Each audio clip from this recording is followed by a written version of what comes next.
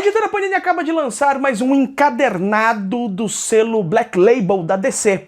E esse título é o Batman, um Cavaleiro das Trevas, escrito e desenhado pelo Jock, muito conhecido pelo seu trabalho artístico, que realmente tá arrasador. Mas será que vale a pena? Vamos ver aqui esse trabalho escrito e desenhado pelo Mark Simpson. Esse é o nome verdadeiro do Jock, que é um quadrinista inglês. Ele faz parte de uma tradição quadrinística que eu vou chamar aqui, que ele é um estilo meio neo-noir. Ele tem uma arte que tem alguma semelhança com o trabalho do Andrea Sorrentino, tem alguma semelhança com o trabalho do Sean Phillips. Eu vou comentar com você, logicamente, não só a questão da arte, mas a questão da história, se vale a pena você ler ou não.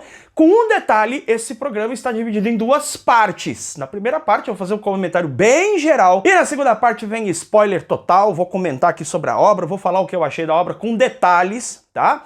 Então eu vou te avisar esse momento, e aí se você não quiser assistir, você pula fora do vídeo. Esse trabalho aqui contém a série Batman One Dark Knight 2021, ela saiu originalmente em 2021, de 1 a 3 em 160 páginas. Vou te mostrar aqui a guarda do material, olha que bonito isso aqui. Você vê Gotham aqui. O que vai acontecer é o seguinte, existe um meta-humano, tá? Que chama-se Edward. E o Edward precisa ser transferido do asilo Arkham para Blackgate. O Batman vai cumprir a missão de proteger, né, de fazer uma espécie de escolta, né, para que tudo acabe bem. Acontece que no meio dessa transição, as coisas começam a dar muito errado e o Batman se vê numa situação onde ele está praticamente sozinho, lutando contra muita gente, contra vários adversários, e ele tem a missão de carregar, durante uma noite maluca, ele tem essa missão então de levar o prisioneiro, o Edward, até a sua nova cela. A arte do Jock, ela tem realmente características bastante marcantes, seja, por exemplo, por esse peso das achuras, a escolha das cores, e ele consegue colocar aqui, através dessa paleta de cores, um clima bastante sombrio para a história que conduz a gente assim, a mergulhar na narrativa, sobretudo por conta do perigo que vai se apresentando ao longo da narrativa. Eu gosto muito do jeito que ele representa o Batman. Tá? Aqui nós temos o Edward, que é o meta-humano em questão. Acho que o Jock ele deixou alguns pontinhos ali que podem ser questionados a parte do roteiro, mas de modo geral a HQ me agradou bastante. Ela funciona como um conto fechado, é uma história que você não precisa ter lido nada antes, não vai ler nada depois. Então é uma HQ super tranquila de ler, é uma HQ que realmente vai te agradar pela história, a história é bacana, a história é convincente, e também os desenhos, a arte do Jock é realmente sensacional, então vale a pena você adquirir esse material, e a partir de agora eu vou comentar esse volume aqui com spoilers. Então se você não quiser pegar spoiler, cai fora, depois você volta aqui para ver os meus comentários. Se você quiser continuar comigo aqui, vamos nessa. Galera, esse quadrinho aqui, ele se enquadra dentro de um tipo de narrativa do Batman que eu aprecio bastante. Quando a gente lê as revistas mensais do Batman, desde a fase do Scott Snyder, especialmente a partir ali da iniciativa Os Novos 52, nós vemos um Batman muito high-tech. Eu acho que isso faz todo sentido com o personagem, é natural que o personagem evolua para isso, né? Mas a gente sente falta, eu sinto falta às vezes, de ver um Batman mais vulnerável. Esse quadrinho aqui, o Jock consegue resgatar essa sensação e isso é uma coisa muito bacana. O que a gente vai ver aqui no começo da história é justamente o Batman, né, indo aí para esse comboio, né?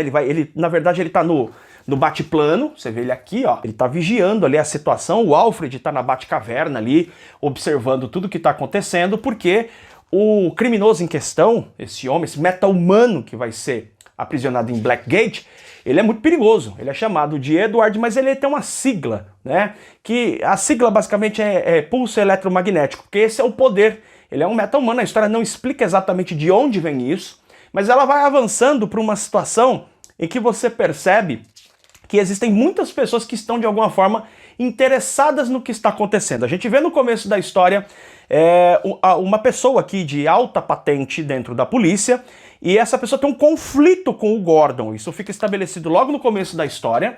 Essa mulher tem um conflito com o Gordon porque ela entende que o Gordon é leniente, ele deixa as coisas rolarem com essa questão dos meta-humanos, a questão do Batman e tal. E essa mulher, ela tem um pulso muito firme, dizendo não, ele não pode ficar no Arkham, se ele escapa é muito perigoso, e a gente vai descobrir que tem alguma relação com a família dela. O quadrinho não explica direito isso no começo, mas você vai entendendo que ela passou por algum tipo de experiência. O Gordon até pergunta pra ela o que isso tem a ver com o que aconteceu 5 anos atrás. Ela fala, não tem nada a ver, eu tô sendo profissional, precisa tirar. E o Gordon diz pra ela, olha, isso aqui não é necessário, isso aqui vai dar problema e tal. Bom, o comboio segue, o prisioneiro em questão, ele acorda porque acontece um ataque, né? Existem pessoas ali, alguns grupos radicais, várias gangues em Gotham estão ali atacando esse prisioneiro, e aí o Batman, né, é obrigado a sair do Batplano, porque também é atacado, e vai atrás do Edward. À medida que a história avança, você percebe que o Edward ele não é exatamente um criminoso. Na verdade, ele sofreu um acidente por conta dos poderes dele, ele não tem pleno controle dos poderes dele. Isso acabou gerando uma situação muito grave no passado.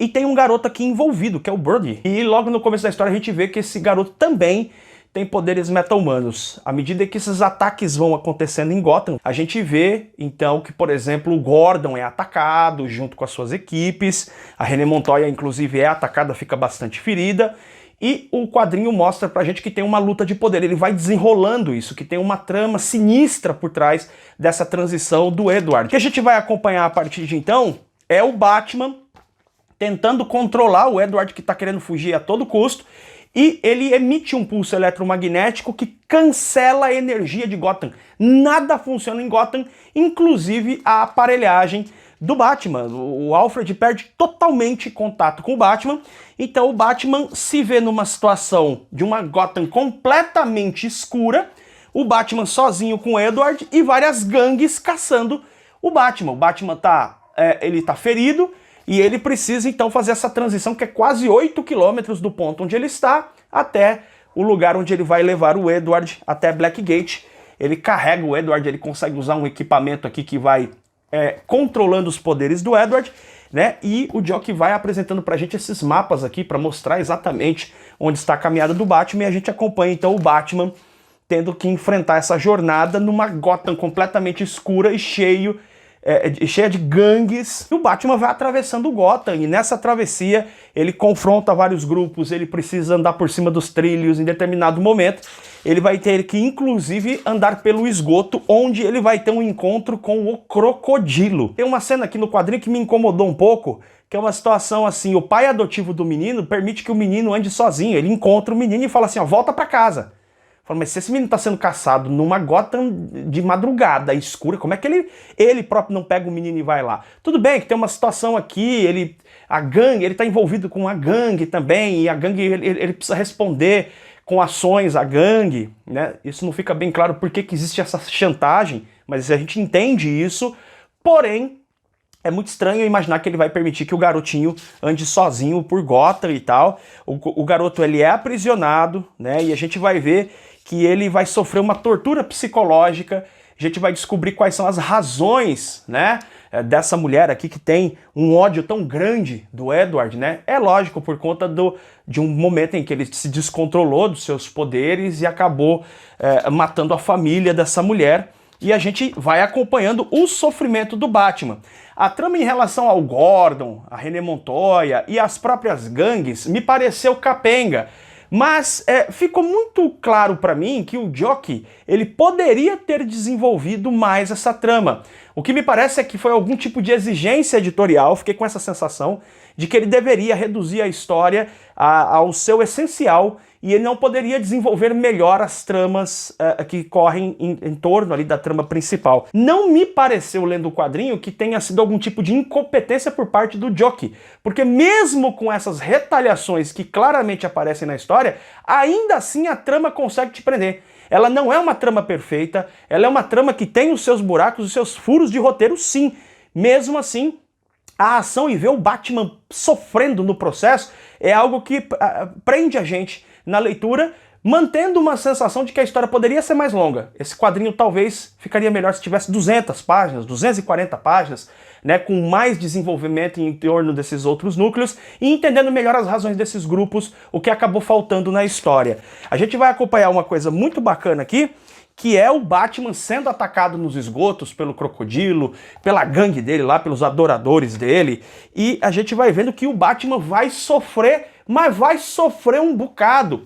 E aqui parece que o Joker, ele pegou uma influência aqui, fiquei com essa sensação do Batman do Frank Miller, porque você vê um Batman que ele tá levemente ensandecido, apesar de estar apanhando muito, ele continua lutando e continua lutando com um sorriso no rosto, e ele pega em um determinado momento a máscara dele, olha, e amarra em torno do rosto, a máscara toda detonada, então você vê um Batman que realmente vai se desgastando do processo, ele vai ficando bastante ferido, bastante machucado, mas ele vai lutando com todas as forças para cumprir a missão, até que a noite passa e a gente tem o grande finale numa ponte, onde o Batman se vê sozinho contra uma multidão, a ponte é explodida, e nessa circunstância ele precisa impedir que o Edward exploda mais uma vez, o que poderia acarretar na morte de muitas pessoas. A solução do quadrinho é meio capenga, meio facilitadora, assim, mas o que agrada nesse quadrinho, além da arte espetacular, é esse clima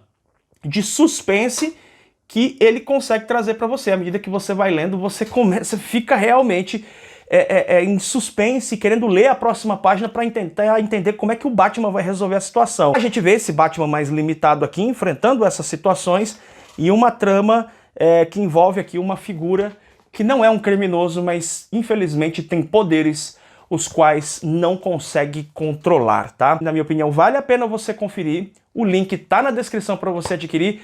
A gente se vê em breve em mais um programa do canal BB HQs. Beijo enorme no seu coração. Tchau, tchau.